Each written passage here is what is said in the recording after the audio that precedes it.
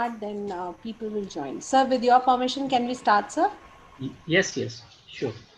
A very good afternoon to all. I welcome you all to the second session of the certificate course on direct taxes and GST. For the session, we have with us CA, Mr. CA Amit Budhiraja, sir. Sir is a chartered accountant and he's also a qualified company secretary. Also, sir is also a cost accountant who has passed his cost accountancy in 1997. At present, sir is working as the partner with Messrs. Sanoj K. Gupta and Company, Chartered Accountant. He is also acting as the faculty lecturer with Northern India Chartered Accountant Students Association under ICAI and delivering lectures on taxation. Sir is the practicing chartered accountant since 2016. He is also associated since 2016 with Riser Institute of Skill Enhancement, LLP, as the principal trainer. Sir, in the past, has been the CFO and CS of Frontline NCR Business Solutions Private Limited till July 2016. Sir is a very experienced in spearheading a wide spectrum of finance and accounts activities, encompassing finalization of accounts, cash flow management, dealing with banks, financial institutions, managing tax issues, finalization of accounts. Also, he's also understands very perfectly the gaps in business processes and procedures, and thereafter sets up procedures and policies to make ensure that the remedial measures are taken in consensus with management for growth in top line and bottom line with increased efficiency. Sir is having a rich expertise of 22 years in fields like financial planning, business planning, budgeting and forecasting, financial and strategic planning, project and capex management, working capital management, fund management, due diligence or mergers and acquisitions, accountants, receivable, payable. So we have a very experienced person among us to take over the session today on the job work in relation to GST, sir.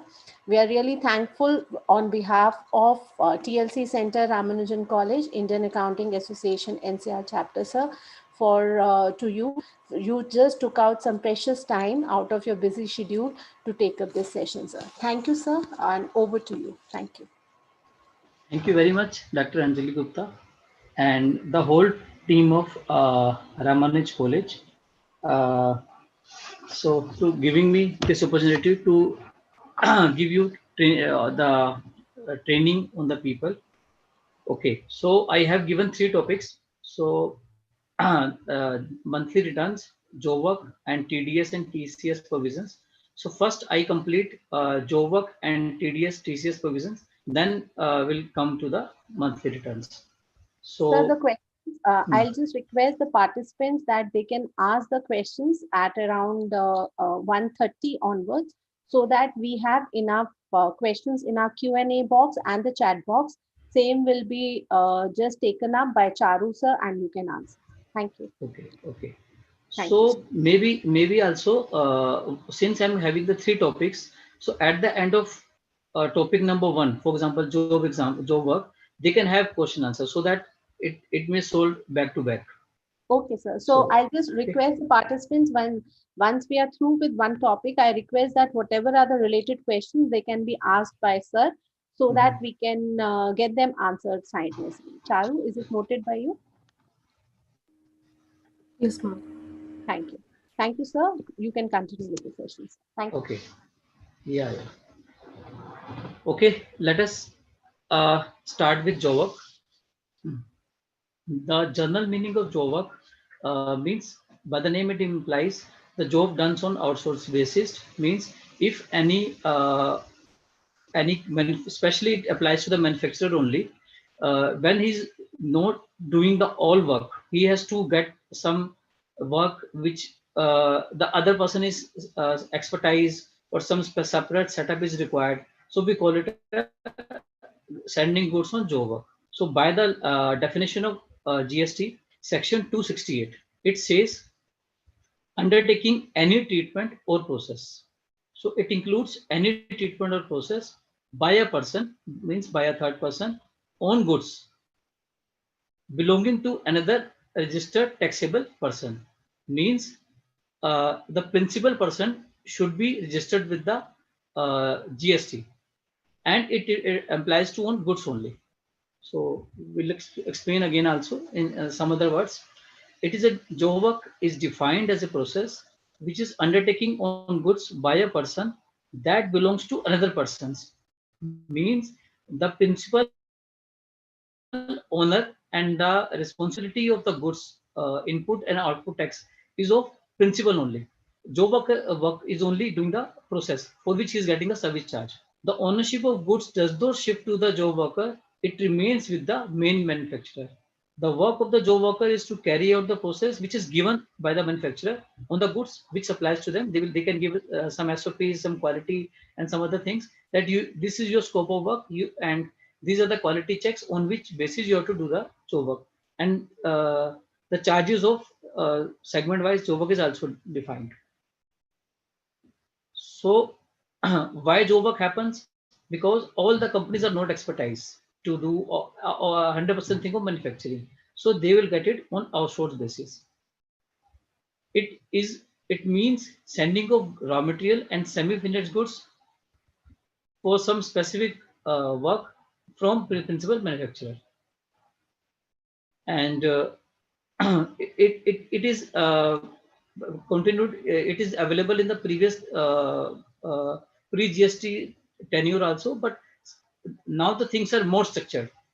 Previously, it was not that structured because the goods are going on challan. There's no regulations are there. Now we'll tell you what are the regulations. So we can explain this chart.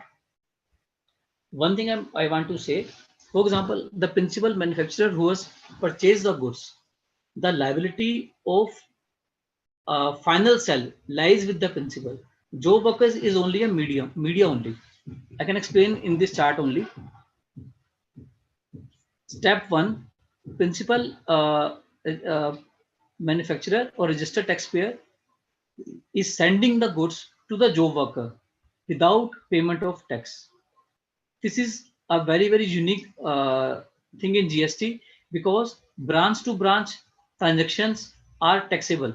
Means you can't remove the goods without paying GST. But here you can remove the goods only after paying the GST. Even the goods can move between two job workers. It goes to first job worker, then it goes to the second job worker. But the condition is that it has to complete within 1 year. It has to come back to the principal manufacturer, or it has either the goods has to come to the manufacturer from where he has got the order, and the manufacturer then give to supply within India or out of India. In second scenario, see this chart where goods can go to the direct customer. For example, principal manufacturer send goods to job worker 1. Here there is also one more point. Either the goods can send by manufacturer to job worker 1, or job worker 1 items can come from the supplier of principal manufacturer also. Means he can receive some goods directly from the supplier of manufacturer. Here he is supplying the goods directly to the customers who are the customers of registered taxpayer. So now how it will happen? How the billing will happen? The billing from of goods from job worker 2 or job worker 1. I'm giving two examples, but there can be only one job worker also. Okay, so either 1 or job worker 2, either the billing to the customer, the goods to the customer can happen directly, or it can go back to the main principal person. But the billing from since the job workers has done only some part, means for example the value of goods is 100 rupees and job worker charges rupees 10 for his work, so the billing to the final customer is to be done by the principal person.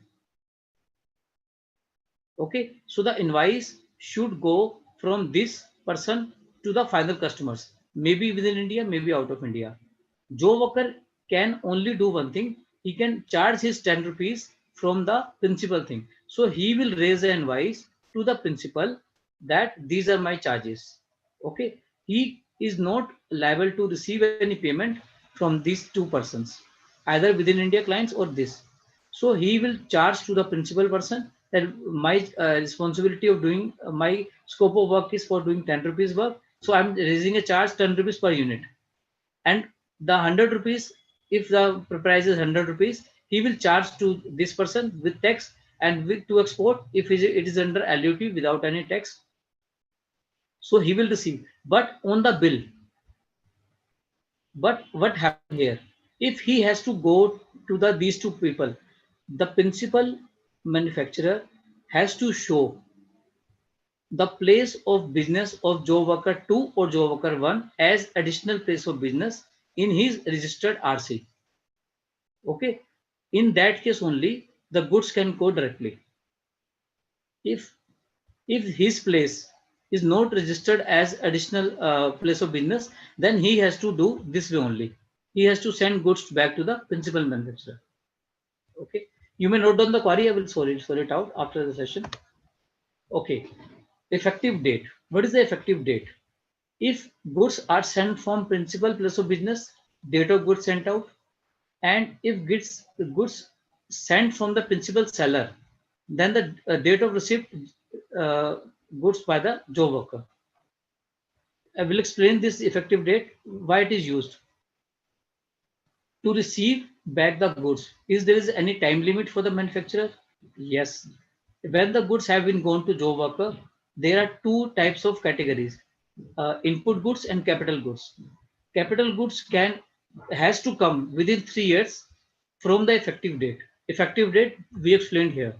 Okay, and input goods has to come back from 1 year.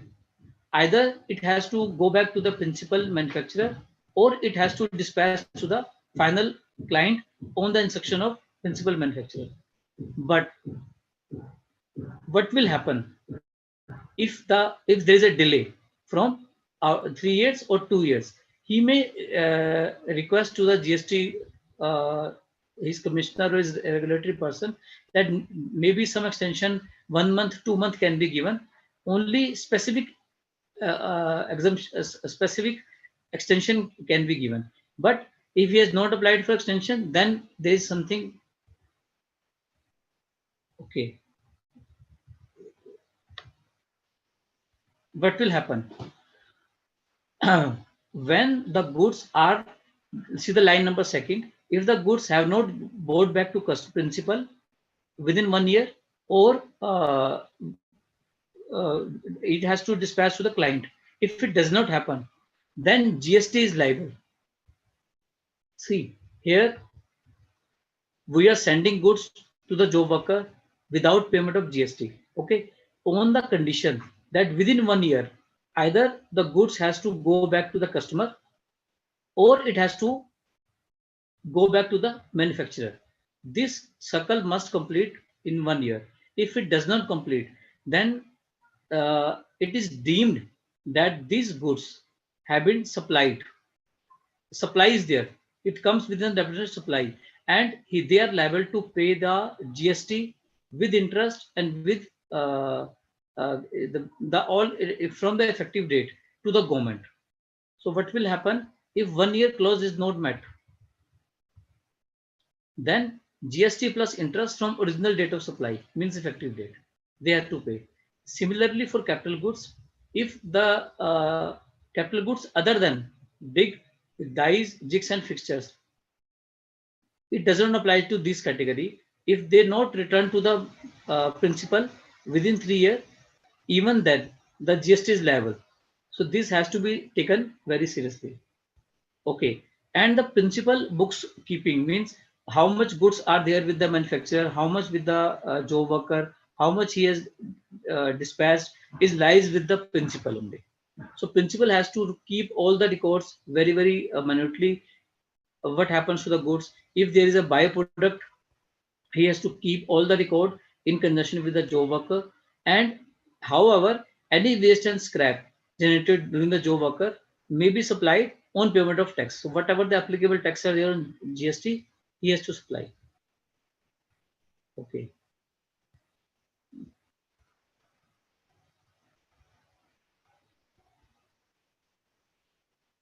It actually these there is a clause of 6 months when the GST Act starts in 1st July 2017. So there is a clause that whatever goods are lying at the job worker place as on 1st July 2017, it has to come within 6 months, either to the taxpayer or to the client.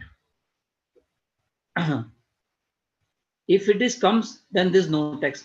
If the goods have not come back, so then the tax has to pay by the principal on the goods which are given to the job worker.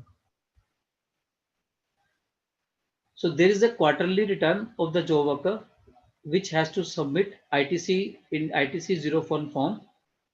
So these details, three category details has to be maintained on the challan. For example, any goods which starts here and which reaches here, okay, it has to go into a specific format. So these are the format. It is ITC 04. So different categories has to fill. So this in this thing, the goods can be moved without payment of GST on the condition to come back within 1 year for input goods and 3 years for capital goods. Okay, and I think that's all. GST is a small topic, Jobak. So, Charu, we can have any questions? Have you got any questions? So there are no questions at the moment. Okay. Participants, do Okay. you have any questions relating to this topic of job work? Sir, I think we can continue. There are no questions Okay. at the moment. Okay. Okay. Now we'll start with the TDS and TCS provisions.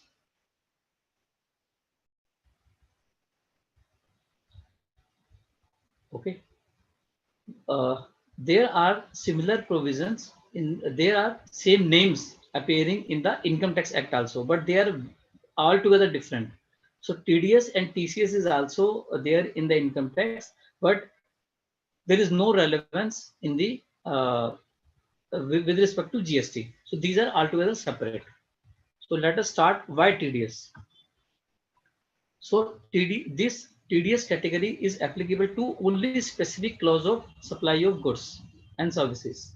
Okay, we can explain with the help of this diagram that in case the specific deductor who are covered, basically it's a government sector. We'll explain the definition also. If the contract is exceeding the 2,50,000, if the value of contract, okay, even though the value of the good supply may less in the less quantities, in the different tranche, for example, 10,000, 50,000, 1 lakh, but if the value of contract is 2,50,000, okay, then the 2% TDS is applicable, which is to be deducted at the time of payment only. If I paid 50,000, so my TDS is 2% only. So whenever the director is paying any amount to the directee, if it is covered under the definition, then 2% is deducted. So we can now check what are the categories of the director. It is a department or establishment of central government, state government, excluding Ministry of Defense, local authorities, government agencies, or any notified category under Section 51(1)(d), where 51% or more is by the any government, a society under central government or state government, or any public sector undertaking. So when the receiver of goods or services is this category, only then the TDS is applicable. It is not applicable on any other transaction. So when any goods and goods or services received by these category, okay, plus the value of goods, the value of contract is exceeding 2,50,000. So, but there is some important point. The contract of the same nature should not, it should not be divided into less than 2,50,000 to evade the this TDS. It should not happen. Means there should be some logic in giving same contract to the two persons that government is taking care. If there timing difference are there, something else is there. So okay, these sections are not there effective July 2017, because it is written in the act that it has to be notified on a notified date. So as per notification on 13th September 2018, this is applicable from 1st October 2018. Before that, these provisions are not exist. So all the transactions after 1st October 2018 plus who are the notified person, the tax is deductible at the rate of 2%. Now, uh, how it will divided? 2% means in two categories. If it is a local supply intrastate, then 1% CGST, 1% IGST TDS, or if it is an interstate, then 2% IGST. On that value of the transaction basis, means exact payment, it has to deductible, and the value of contract should be more than 2,50,000. But the TDS, whenever you make a payment, you have to ensure that TDS should not be directed on the tax value. Means if the total contract is 5 lakh plus GST, for example 18%, uh, 5 lakh plus GST of 18%, I am making a payment of 1 lakh. So 1 lakh minus the GST, then I have to deduct the tax. On 1 lakh, GST is not to be deducted, 2%. I have to exclude the value of approx, whatever the value of percentage of GST in my total bill. So that value I have to exclude. I'm making a payment of 1 lakh, exclude the value of GST and whatever taxation are there in GST three parts, and then I have to deduct the 1%, 2%. Okay, where it is not applicable, where the government is getting the exemption goods or services, so there's no need of TDS deduction, and where GST is not applicable, like petrol, diesel, ATF, alcohol. In this category, since GST is not there, so there's no question of TDS. However, whenever government is making that specific people are making payment for advances, means even if the contract is not started, but they are doing some advances, then this TDS provision is applicable.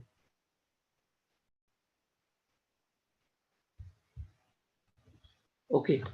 Also, in RCM cases, 9.3 and 9.4, whatever the cases which are left in reverse charge basis, the TDS provisions are not applicable because they are the unregistered person. They cannot take the credit, and unregistered person and RCM also, they're not applicable. But it's applicable for the composite supplier. Composite supplier whose turnover is less than 1.5 and who was registered in that category only. Okay. There is also very important exemption where the TDS is not applicable. When the location of the supplier, means the place where supply person has a registration. We can see the example also. Here he is having a registration as Maharashtra, and here is at Karnataka. So where the location of the supplier and place of supply, okay, these two both is different from the state of registration of the recipient. So for example, I am getting a order of goods and services from Maharashtra government or any category of Maharashtra authority. Okay, if uh, supply person, the person who is supplying the goods and services, there are two cases. In one case, the recipient is Maharashtra. In second case, the recipient is the goods to be delivered to the Tamil Nadu. Okay. So as per the definition, if this condition does not satisfy, that TDS is not applicable. So here in case you can see supplier and place of supplier and recipient registration place is same, only then is applicable. If recipient place of supply is other than this state, then there is no deduction of TDS. Okay.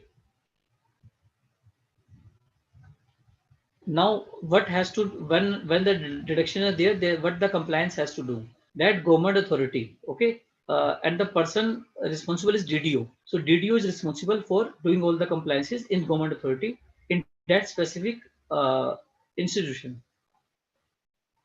As per section 51(2), when they direct the TDS within 10 days from the end of month, means by 10th of next month they have to deposit. Okay. And as per rule 66, they have to submit the form 7 within 10 days, same thing. And they have to issue the certificate within 5 days. So these are the compliance which the government body has to do. What will happen if there is some delay? What are the panel provisions? The panel provisions are 200 per day if the certificate is delayed. If within 5 days it has to submit, certificate has to be there. And if there's a late filing of return, then 200 per day. Maximum of 5,000, 10,000 rupees. Same as 3B and GST1. How it will match? Okay. The government has done the deduction of 2%, but how it will come to the ledger of the person who supplied the goods? The government body, the DDO, has to do the GST return within 10 days of the following month in the category, in the name GSTR Tier 7. After this, the person, the registered person who is the supplier, in his 2A and 4A, some auto population will come. Whatever tax, for example, he is deduction out of 1 lakh, they have deducted 2,000 rupees. So 2,000 rupees will come to the credit of the recipient.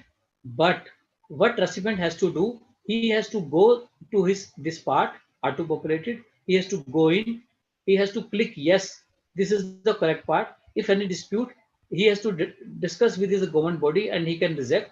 But if the amount is correct, he has to say okay, he has to submit, only then it comes to the cash ledger of the this. So this part is very important. So whenever any receiver doesn't do this process, the tax will not come to his credit ledger. So this auto population has to be accepted by the directive, so that he will get the benefit of the tax, and he can claim in his 3B whenever he file. There are other provisions which I explained, that interest has to pay by 10% by the government if there is some delay, and in bona fide cases 10,000 penalty, and in mala fide cases it has to be undergone the proceeding of section 74, which is more harsh. Okay. If by mistake the supplying the registered government authority has done some deduction and refund is not done to the deductor, and the receiver has not claimed in his electronic ledger, means this process is not yet done. The deduction has done, return has been submitted, but this is not done. In that case, government authority can get the refund if they find some mistake. But in case the amount is used by the dealer, then they cannot get the refund. So that they have to adjust between themselves. I hope it's clear. Okay. So by this my TDS chapter is closed, because and TDS is only applicable, I'm again telling you, TDS is only applicable only to the this category, government, local authority and government agencies. Okay, now we are coming to the TCS.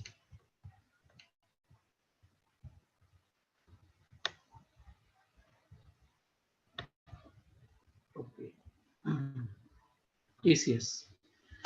Okay, I have seen some cases where the people evade the tax. Okay, and then the TCS application is there. What happen whenever you sell the online, the receiver of the goods is unregistered person. Normally, a consumer buys the goods. Okay, and the payment is done by the COD manner. Bank में नहीं आया पैसा, it has gone by through the cash. So you have sold the goods. The e-commerce operator have sold the goods, and the receiver he says my payment has come into cash, so I will not show. So in that case, what the government has done, a small deduction, 1% of the total value, they have deducted into TCS, that all the transaction of all the supplies through the online model is captured. So there is no chance of a single rupee leakage if the electronic e-commerce operator has done the TCS. So it's a good compliance which government has done. So how it's applicable? The previous TDS section, TDS is applicable as per section 51, and now this TCS is applicable as per section 52 of the CGST Act.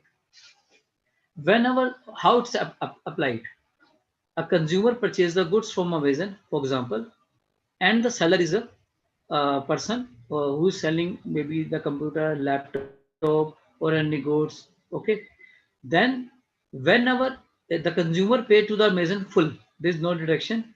Whenever Amazon pays to the seller, that vendor, he will deduct 1%.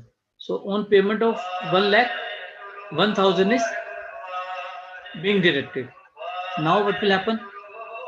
Okay, sorry. This slide should have come before. Who is liable to deduct 1% TCS? It's electronic commerce operator. Okay, not agent, and it has to be collected out of the consideration which electronic is electronic commerce operator on behalf of supplier. So whenever any amount has received by ECO, it has to be deducted. But sometimes there are returns. The goods, many times in the e-commerce, the goods have been returned. So what will happen? It has to deduct on the net value of supplies. For example, that vendor, this vendor has supplied to the overall consumers 1 lakh rupees. Out of 1 lakh, 20,000 is goods returned back. So net sale by the seller is 80,000. So on 80,000, the 1% is deductible of the whole month. So this calculation will be done on the whole month basis. And TCS is 1% as compared to the TDS, which is 2%. And it has to be done on all the transactions, whether cash or whether received by the bank. So whenever any what the net turnover means all the turnover which we have done through the electronic commerce minus the returns. So if the return is negative, now previously there's some issue in the 3B, the negative returns are not coming. You can't put negative figure, but in last 2 months it has been applicable. Now negative sales is also can be reported in 3B. More or less, it's the same rule which is applicable to that TDS case. The deposit has to be within 10 days. The return has to be in 10 days. This form is form number 8. That form was form number 7. Okay. An annual statement, annual return has to be filed by 31st December of following year, which is keep increasing as of now. Okay. And same modus operandi will come in TCS also. Whenever deductor files GSTR 8 to the government, it's just equal to the GSTR 1, which we normal tax person file. But when modus operandi, I'm telling you, When we file GSTR 8, it will automatically go to the part C of 2A of directory, and he has to accept it. This is very important. Unless he accept, the amount will not come to his credit ledger. So when he accept, he will come, and when problem is there, when he says some amount is different, he can go back to this person, and he says some his thing are wrong. He will reject it, and it will again go for correction from the this person. What are the penal provisions? Same 18% interest is applicable, and the penalty of 10,000 or amount equivalent to the tax evaded has to be paid, whichever is higher. So it's a penal provisions. I think by this our TDS and TCS compliance is done. Any question? Yes, sir, there are a couple of questions relating to it. Yes. So there is a question by Saraji. He's asking if state public sector company under Kerala government supplies goods to local self government, also under Kerala government, valued more than 2.5 lakhs. Is the TDS provision under section 51 applicable? No. See, it is given in the this. See, because the other government is registered under separate category. Okay, so the government to government is not applicable. Right, sir. Sir, there is a question by Arpit Ji. He is asking whether the 2.5 lakh limit is inclusive of GST. No, exclusive, only contract value. Okay, sir. Sir, Manisha Ji पूछ रहे हैं, is this a provision which is relating to TDS at 2% also applicable to education department or government colleges? 2% is a TDS which you are asking. Okay. Yes, sir. Is it applicable to education department or government colleges? See, you have to see this definition actually. The TDS, this, if it is covered under this, so we have to see this section. If it is covered within this definition, right, sir, then it's applicable, otherwise not. So this means this I have to see. But if it is covered under this category, it's applicable, otherwise not applicable. Right, sir. Sir, Arpit ji पूछ रहे हैं, why Ministry of Defence has been exempted from TDS provision? Why exempted? That is a that have to see it. The government has notified. So I have to also check why. Right, sir. Sir, there is a question by AJ. He's asking, place of supply is registration place of recipient or it's the registration place of supplier? Place of supply is a question which cannot be answered in a which has to be taught at least in 5-hour training session. Place of supply is a very wide topic, very wide topic. One, right? So it's actually the IGST Act has it's covering the place of supply. It is not in there, but it has to be read very thoroughly. It's very wide thing. It depends case to case basis where place of supply is there. Right, sir. So separate session has to be done on this. Sir, there is a question by Sandeep Pathak ji. He's asking, in case of job work that is relating to your previous topic, if GST is paid after 1 year, will we get the refund once goods come back? Okay, you say the question again. If the in case of job work, if GST is paid after 1 year, will we get the refund once goods come back? No, refund is actually that getting refund is covered under special sections. Okay, he can do the ITC claim. Whatever GST is paid, he can claim the ITC. But refund section is not applicable here because refund section section of the CGST is very specific, very specific. It is not. You will not get the refund. 100% you will not get. Okay, sir. So there's a last question by Mr. Shishpal Singh. He's asking, will the TCS on sale also be covered under GST new rules effective from 1st October 2020? No. That's what I'm saying. TCS in GST and TCS in income tax is name is same, but there's no relevance. TCS is applicable in GST from October 18. Okay, and whatever I tell you is applicable on the e-commerce. You have seen. While in the case of TCS on income tax, which is applicable from October 2020, it covers all the people whose turnover is more than this 50 crore, and the value of goods to that specific person 5 crore, sorry, and value to the specific one person is 50 lakh. So there's no relevance. That's what I'm telling you. TCS in GST, what I've told you, and income tax is separate. Both are separately leviable.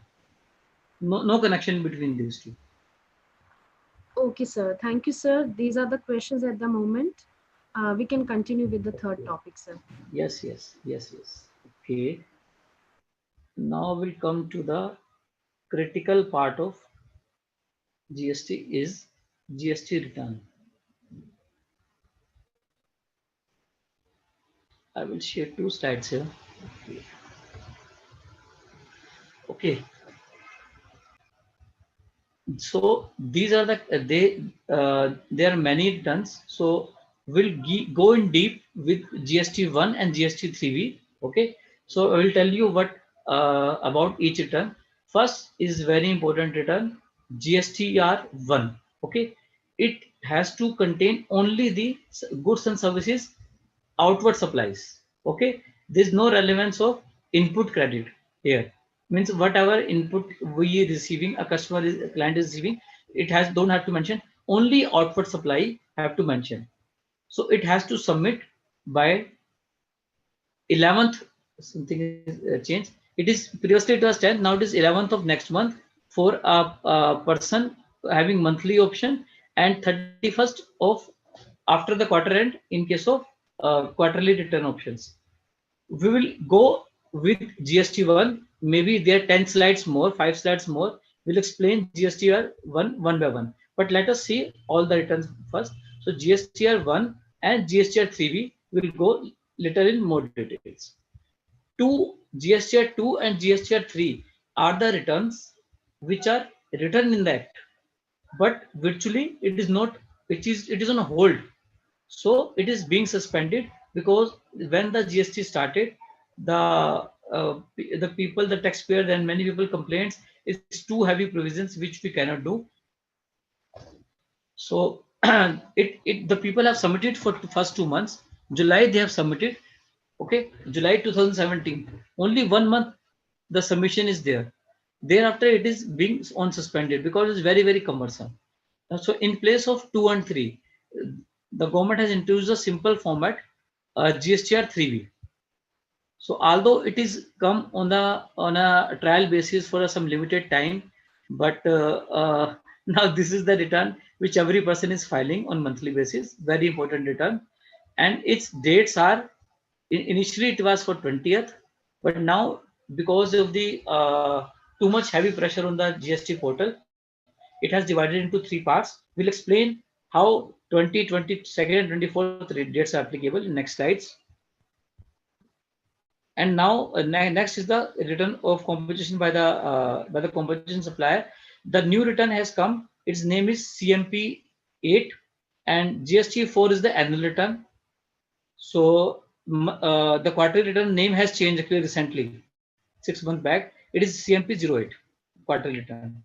Okay. Next is the return which is to be filed GSTR 5 by the non-resident taxpayer.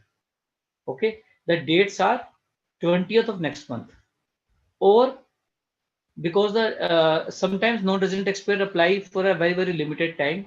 Okay. So they have to submit the return within 7 days of registration expiry. Next returns is the input service distributor. Okay, I will explain something about input service distributor. It may happen that a company is having 10 branches, okay, but the head office is a place where all the people, admin staff is sitting, but there is no supply of goods from the head office. So what will happen? We will receive many services and some goods also at the head office. Or I'm just giving you an example of head office. It can be a normal two factories also, or a sales office also. Okay. So why input service distributor is very important? Because at the head office, there is no supply of goods. It supplies only for the factory or godam or from sales office of the company. So this, the GST has advised very smartly.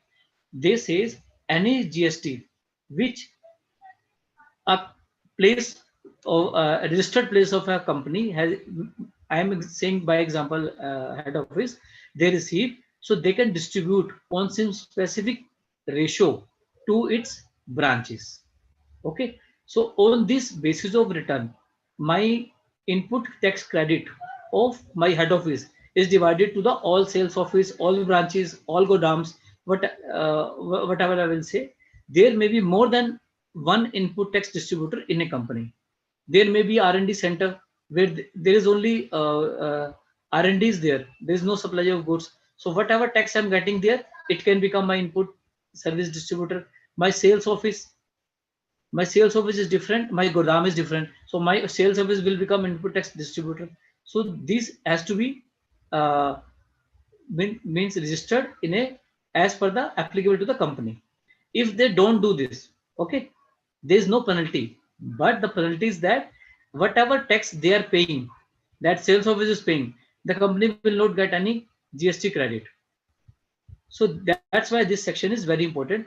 And in this section, the company's place like HO, my sales office, my R&D centers are able to divide the input GST to my other branches from where my goods are dispatched. Section 7, Section 8. Previously it was disabled, but now from 1st October 2018, 2 years back, it's applicable. Initially for 1 year, it is not applicable. Now it's fully applicable. GSTR 9. So this fight is going on from the extension because return is slightly difficult. Actually, what happened in the main returns, I will tell you what are the problems in GST 1 and in GSTR 3B. Okay, why people are not able to make this 9 return easily? Because in GSTR 1, the information asked, in GSTR 3B, information asked on monthly basis is not of that level which are demanded in annual return. So for making an annual return, okay, you have to again recheck all the transaction which are covered in GSTR 1 and GSTR 3B. So definitely some modifications are going on, and from 1st April 2021, new system is coming where it will be sold. But currently, the information in GSTR 1 and information in GSTR 3 is less, while the information in GSTR 1 is asked little more than we prepare monthly. So whole year transaction scrutiny we have to do again here. That's why these dates the people are not able to submit in time, and dates are being extended. Okay. And for normal taxpayer, the GSTR 9 is applicable. For composition taxpayer, 9A is applicable. For TCS return, 9B is applicable. This TCS return, the GSTR 8 wala. Okay. And this clause previously applicable for a people whose turnover, annual turnover exceeds 2 crore. But now it has changed to the 5 crore. So any normal taxpayer whose turnover is more than 5 crore, 9C is compulsory. This is the annual audit. Okay. And the also important return which people forget to file. Whenever a person cancel his registration, he has to file a final return within 3 months of the cancellation. This is very important return, which every cancellation has to file. Okay. So out of these returns, we will discuss in detail GSTR 1 and GSTR 3B return. What are the complications? Okay, first we'll come to the GSTR 1. I have to file the GST return by 11th of next month. Okay, not 10th, 11th is now new date. What will happen when I will file? It will come to the auto draft 2A of the recipient, the person who's purchased the goods or services from me. His my output tax will come his input tax, and there is no provision to accept it. Okay, like in TDS and TCS, he has to manually do the acceptance. There is no need of acceptance. It will automatically come to his credit. And this 3B return has to file in 3 dates now. Previously it was 20th. In next slide I will explain. These returns have been categorized into 3 parts. 20th is a date, still date for the people whose turnover is more than 5 crore. The turnover is still 20th, and we have divided into 2 parts. I will explain.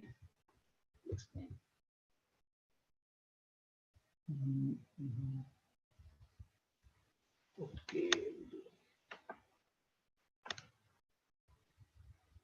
Will show you the that in my separate slide is there, where the how this bifurcation is there. I will open later on, where the 20, 22nd, 24th category is divided. Now, what the government has decided, that quarterly all the taxpayer composition is filing on the quarterly basis. Due dates have been changed from 20th to 22nd and 24th in some categories, and some site is not clear.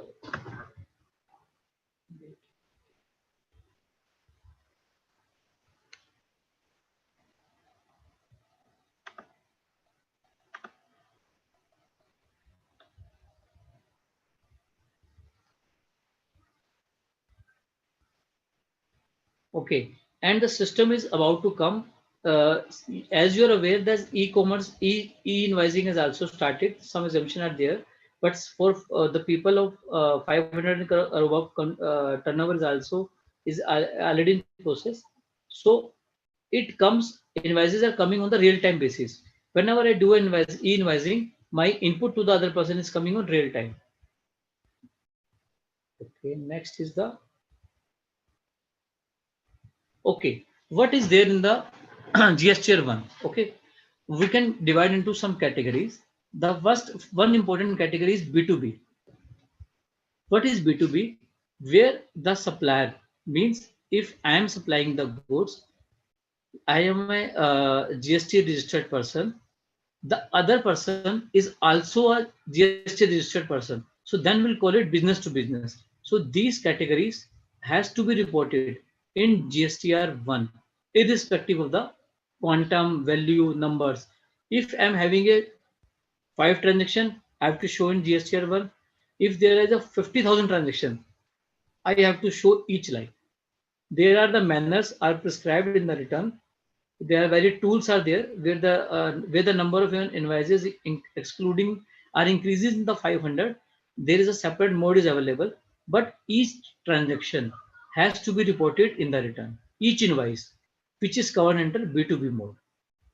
Very important, which was not there previously. Some try on some basis VAT is covering something in previously. Okay. HSN I will explain in next slide. Okay, what the government has done, previously there was a clause that if the supplier who is filing the GSTR 1 return has not filed his return, okay, the input credit to the uh, recipient customer will be reversed. But now the government has taken a stand. The sub ITC reverse will not be there. Instead, the government can take action on the missing dealer. Okay. Means the person who has defaulted in payment, the government will catch those person. I think somebody has raises the hand. Charu, can you see what is the question? Sir, I don't see anyone raising a hand. Okay, I have seen. Okay, no issue. Okay. Sir, Vikas sir was saying that the screen is not visible, but it is very much visible, sir. Okay. AJ has raised the hand. Can you see? Aegis sir, do you have any query?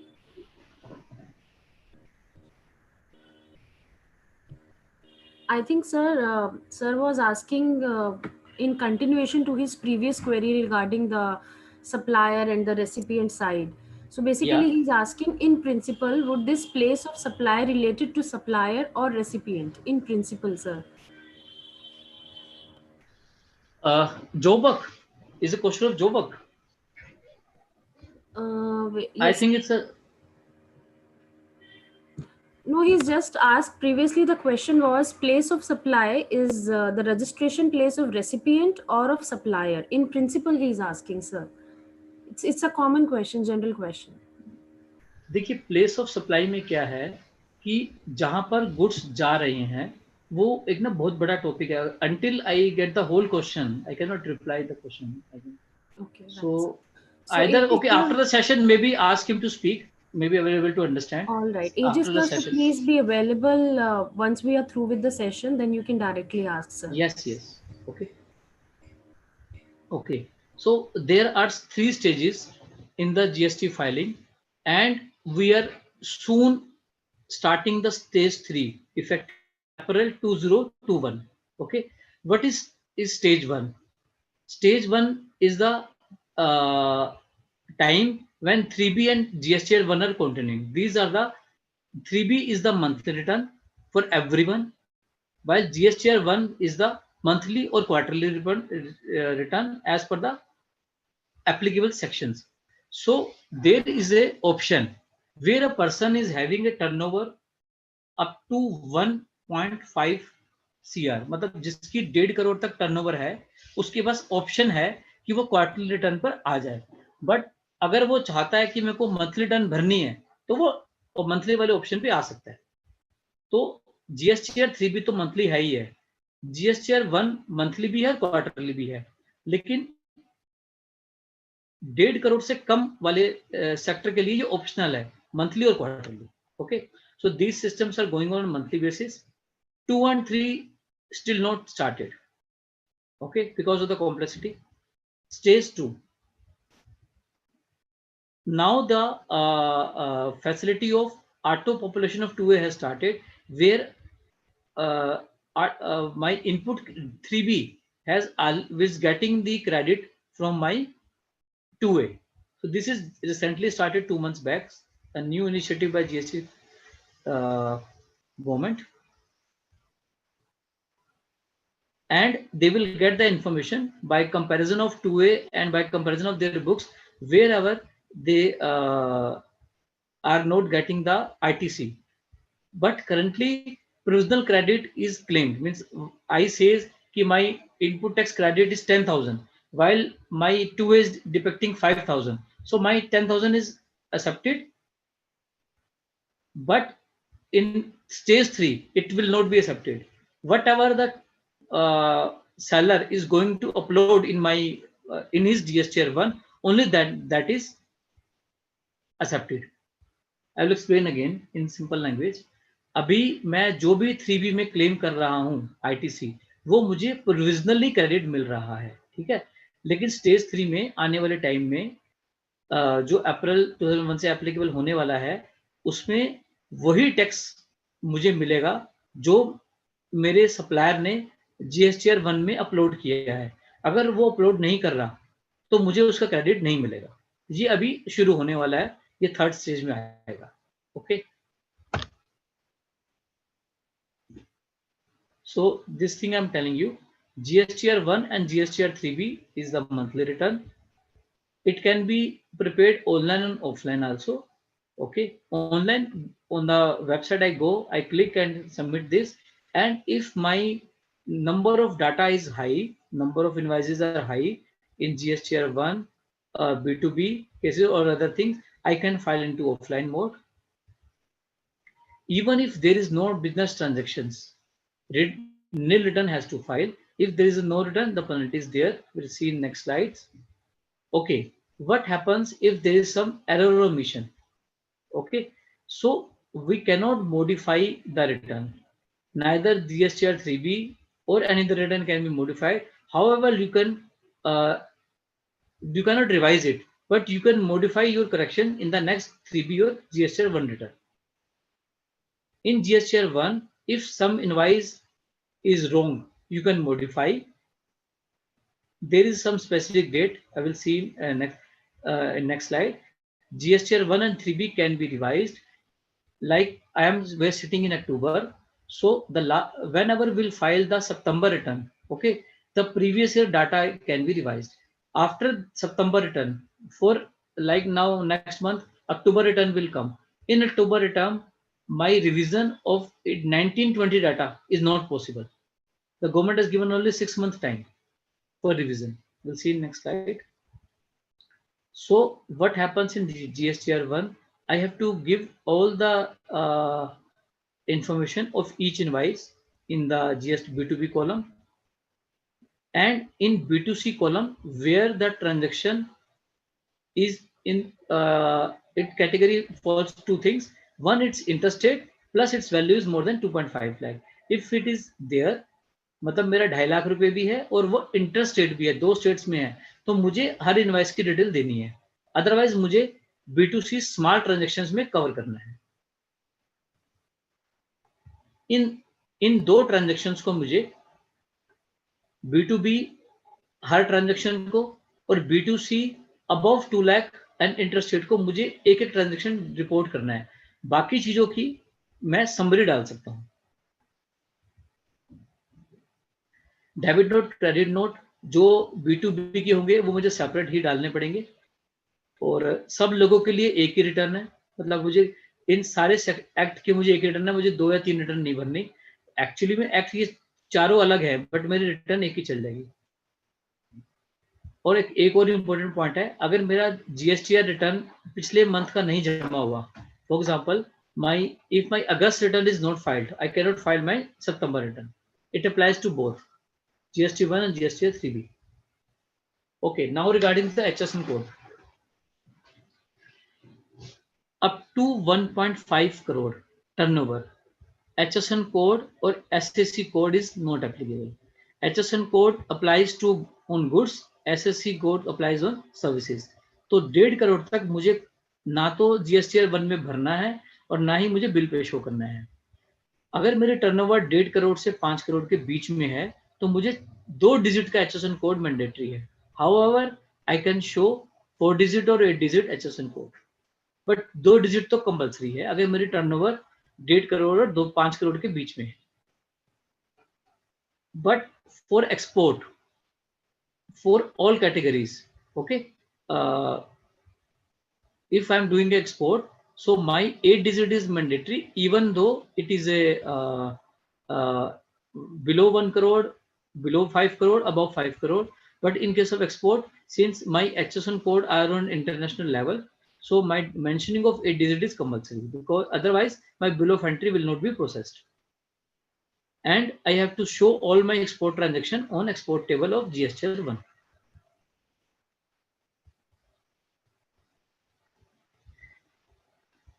Okay, so 2 categories are there where I have to show each invoice separately. Okay, B2B and interstate supply above 5.5 lakh. Remaining things means जो भी मेरे उसके अलावा supplies है, चाहे वो interstate below 2.5 lakh है और B2C है, वो मुझे summary ही दिखानी है. वो मुझे summary दिखानी है state wise और rate wise. मान लीजिए मेरी दिल्ली में 5% है, 12% है, 18% है, तो मुझे दिल्ली का लिख के 5% का summary, Delhi 12% summary, Delhi 18% summary, total amount. Individual invoice need not mention, only summary. Similarly मैंने दिल्ली कर दिया, then Haryana 5%, Haryana 12%, Haryana 18%. So these state wise category in summary, rate wise. So these I have to show in GSTR 1.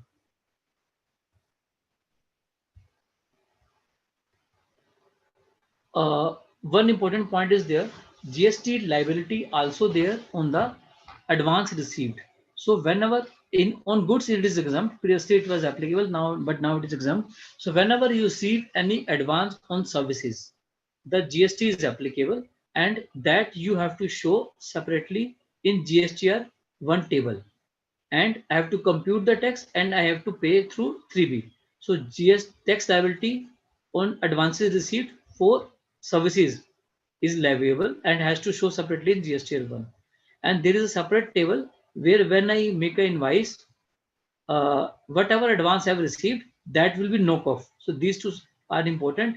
Where I'm getting advance payment, I'm issuing invoice against my previously advance where GST already paid. So invoice is not then again has to be again. I have to separately show in GSTR 1 the nil rated, exempted or non-GST supply. Okay. However, for specific year 1819, because the people have not kept so much of records in their books, so they have allowed us to show everything in exempt only for 1890 annual return. Although we have to show these three separately. तो तीनों को मैं थोड़ा सा brief में बता देता हूं. एक है आपका एग्जम्प्ट. ओके, तो कुछ चीजों पे एग्जम्प्ट है आपका जीएसटी. जो फ्लोर है, फ्लोर पे एग्जम्प्ट है. नॉन जीएसटी लिकर पे एग्जम्प्ट है. But there are something where there is a nil, their GST is applicable but the rate is zero. So these three category have to shown separately. HSN summary दिखाना है. अगर आपके turnover 1.5 crore से कम है तो this is not mandatory, but list of document is mandatory. List of document means whatever invoice series you have shown for all your branches, all your place of registered place, it has to show like which is series used by me for invoice, for debit note, for receipt voucher, for payment voucher, for refund voucher, for delivery challan, for job work. This thing I have to disclose every month कि मैंने इस महीने में कहां से कहां अपना number शुरू करा है, और मुझे अपनी नंबरिंग 1 अप्रैल से नहीं शुरू करनी होती है, यूनिक नंबरिंग. ओके, तो एक हमारा यहाँ पे एक पॉइंट था कि हमें कौन कौन सी कैटेगरी को किस में दिखाना है. B2B इंटरेस्टेड 2.5 लाख और आपका B2C small then 2.5.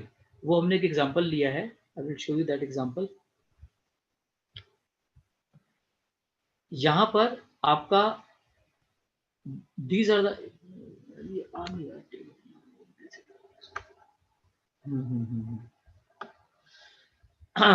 buyer B is registered and invoice value is 1000. Okay, rate of tax is 5%. So I have to show this transaction in B2B. So here value of invoice does not matter. So this will go to my B2B of GSTR 1. Second case, buyer is C, he is unregistered, means it goes to B2C. So I will show like Delhi. I will show Delhi 5%. Finish. Now go to D, 5%. Is 5%. So for example, if these two are Delhi, I will show Delhi 30,000. Okay. These two people I will club, I will show 30,000, Delhi 5%. And in last two category, I will show Delhi 12%, 315. That's all. Summary has to show. Again, how I will show this 1000 will go to B2B column. This will go to Delhi 5%. This will get to Delhi 12%. If it is Haryana, then I have to show Haryana 5%, Haryana 12%. Summary only. These numbers may any numbers, 10 number, 10,000, irrespective.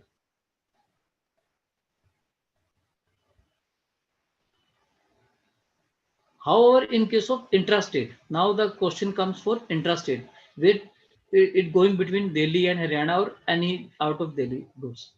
So, what I will show here, B2B I will show separately. 12% for each state, means Delhi, Haryana, Kerala, Maharashtra, whatever people are there, but below than 2,000, 2,50,000, I have to show in single table. Like Kerala 12%, I am having only 12% and 5%. Now I will show Kerala 5%, Kerala 12%, Maharashtra 5%, Maharashtra 12%. Okay, so that I will show state wise. And where my value of the goods is excluding 2,50,000, then this invoice to be shown in next to B2B column. We will call it B2C large.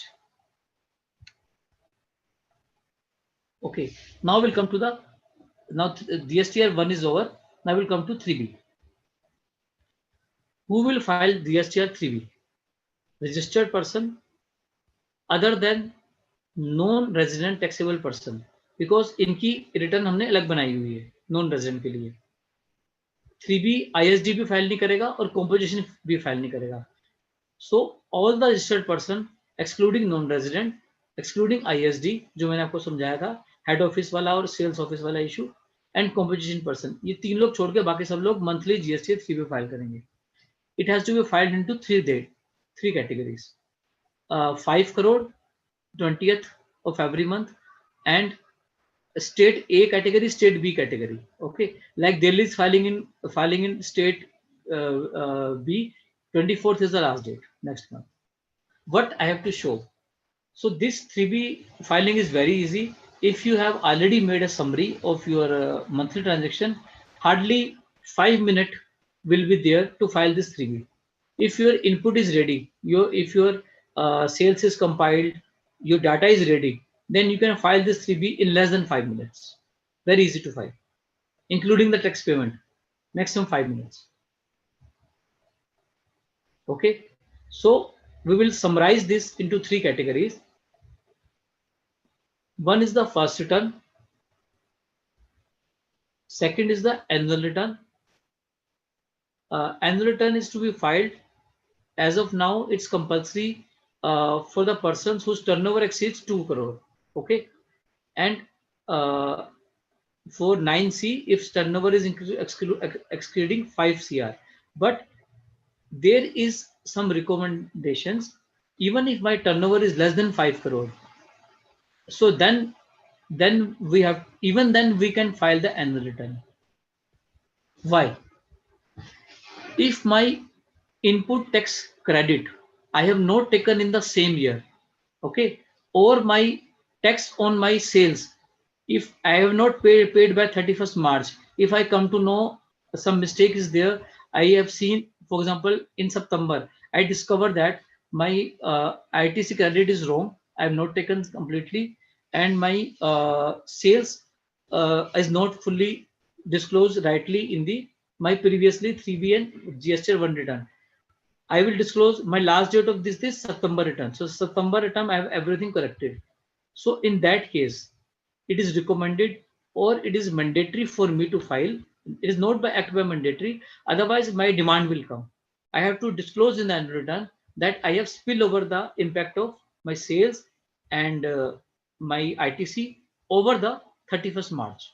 So उस case में मुझे file करना ही पड़ेगा, नहीं तो मेरा ITC और वो मिसमैच नहीं होगा, जिस केस में मैंने सेल्स और input tax credit next year में लेके गया हूं. So we are near to conclusion. What are the late fees? Rectification, I have told you, rectification in the returns is allowed in the next month return, and the last date is filing of September return, which we'll do in October for the previous year. तो जो 19-20 की return है उसका मैं सितंबर return के साथ correction कर सकता हूं. वो डेट अभी हमारी दिल्ली की 14 अक्टूबर थी लास्ट. और अगर मैंने नहीं फाइल करा अपना रिटर्न तो गवर्नमेंट अपना स्यूमोटो मेरा रजिस्ट्रेशन कैंसिल कर सकती है. वो एक नोटिस जरूर देगी आपको, आपके GST पोर्टल पर ही आएगा. ओके, अगर आप रिटर्न फाइल नहीं करते तो आपको वो कैंसिल कर सकते हैं suo motu. I my cancellation late fees has a big issue. अभी 30 सितंबर तक एक एमएसटी स्कीम चली हुई थी जो अब खत्म हो गई है, जिसमें ये जो 10,000 की फीस अभी आ रही है, 50,000 पर डे की लेट फीस है मेरी, 25 रुपये CGST, 25 रुपये IGST की, मैक्सिमम 10,000. तो जिन लोगों ने पुरानी रिटर्न फाइल नहीं की थी उनके लिए स्पेशल अमाउंट आया था 500 रुपीज का, ये वाला. तो लोगों ने अपने सब पुराने रिटर्न क्लोज कर लिए. ठीक है, these are for the people who have a taxable sales or taxable your or ITC credit. But in case you don't have anything, you have a nil return, then 20 rupees per day is applicable. But penalty is again 10,000, maximum penalty. And what are the penalty for annual return? GSTR 9 is 100 rupees per day or 0.25% of the turnover of that state. So ये 9 की penalty है जो file नहीं करते. Next point, I think that's by this we'll close our session on the returns. So Charuji, we can have questions. जी sir बिल्कुल. Sir, there is a question by Sarah. The question is, if input tax credit is claimed without credit in 2A, how excess input tax credit claimed can be reversed? देखिए अभी तो 10% का ही government ने allow करा हुआ है कि जो आपका 2A में आ रहा है आप मैक्सिमम उसका 10% ही क्लेम कर सकते हैं. तो वो जब आपका देखिए ये डिफरेंस कब आता है, जब GSTR 1 में जहां से मैंने सामान परचेज किया हुआ है वो अपना GSTR 1 नहीं भर रहा, तो उसे हमें आइडेंटिफाई करके उसको बोलना पड़ेगा, या हमें बोलना पड़ेगा या गवर्नमेंट उसको बोलेगी कि आप अपना GSTR 1 भरिए, तो तभी मैं उसका क्लेम ले सकता हूँ. नहीं तो मैं 10% से ऊपर नहीं ले सकता. अगर मान लीजिए मेरा 2A में क्रेडिट 4 लाख है और मेरा एक्चुअल क्रेडिट 5 लाख है, तो मैं 4 लाख का 4,10,000 या 4,40 का ही ले सकता हूँ क्रेडिट. बाकी वो मुझे तब लेना पड़ेगा जब एक्चुअल में 2A में आएगा. वो मुझे रिवर्स करना पड़ेगा 3B में, जहाँ पे मैं इनपुट टैक्स क्रेडिट लेता हूँ वहां मुझे लेस करना पड़ेगा. जी sir. Sir, Shikha ji is asking if you can throw some more light on 20, 22 and 24 category of GSTR 3B. Yes, I have. Hold a second. Yes, sure. This is ready by chance. Okay, I hope the screen is visible. Okay, No, sir, it's not yet visible. See now. Is there? Maybe. Is it there? No. Sir, your previous slides are visible. Maybe okay, you have wait. I will do again. Wait. Stop slide. Share. Now I think it's there. Yes, sir. Very much. Okay. So you can see the map of India. We have covered into 2 categories. Okay, orange is covered for 24th and 22nd is covered for this category, like Andaman, Andhra Pradesh, Chhattisgarh, Dadra. These states have given 22nd. Okay, and these states, the orange one, have given 24th. I think it's your query solved by this. And my turnover, if my turnover is more than 5 crore, then my date is 20th of next month. Thank you, sir. Thank you. I can share you this template, no issue. Okay. Sir, yes, please. Whenever you share your PPTs with us, we'll forward it to the participants. Yes. So there is a query by Arpit ji. He's asking how many digits HSN code is mandatory if turnover is more than 5 crores? 4 digit. Okay, sir. 4 digit. From 1.5 to 5 crore is 2 digit, and above 5 crore is 4 digit, and for exports irrespective of turnover is 8 digit. चाहे मेरी turnover 50 lakh भी है और मैं export कर रहा हूँ, वहां पे 8 डिजिट कंपल्सरी है. Only for that export invoice, not for other things. Sir, there is a question by Shishpal Singh ji. He's asking what to do if he claim 2018-19 IGST as CGST or SGST. 18-19, not possible. The last date was September 19. Okay, and I think it extended in the first year only till March, but we cannot claim if September return has gone. I cannot claim it. My date has gone. Sir, there is another question. 10% reversible amount will be interest amount. I'm not getting the question. Actually, the question is, sir, 10% reversible amount will be interest. नहीं, interest नहीं लगेगा उस पर. देखिए वो question यही है कि अगर आपका ITC नहीं आया आपके 2A में, तो आपको वो रिवर्स करना है आपके ITC से, इंटरेस्ट उस पर नहीं है। और वो आपको देखिए जब वो सामने वाला भर देगा, अगर उसने नहीं भरा, देखिए गवर्नमेंट ने क्या बोला है कि आपका ITC रिवर्स नहीं होगा, वो they will penalise the person who has to file the GSTR 1। Okay, so interest तो उसी को पे करना है जिसकी लायबिलिटी थी, हमारा लायबिलिटी नहीं था इंटरेस्ट पे करना, बट मेरे को क्रेडिट मिलने में दिक्कत आएगा। क्रेडिट मैं ले लूंगा जब वो 2A में आ जाएगा। Right, sir.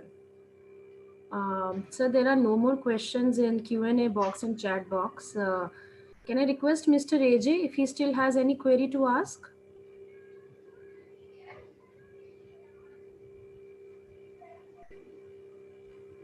Mr. AJ, you can unmute yourself and you can ask to sir directly.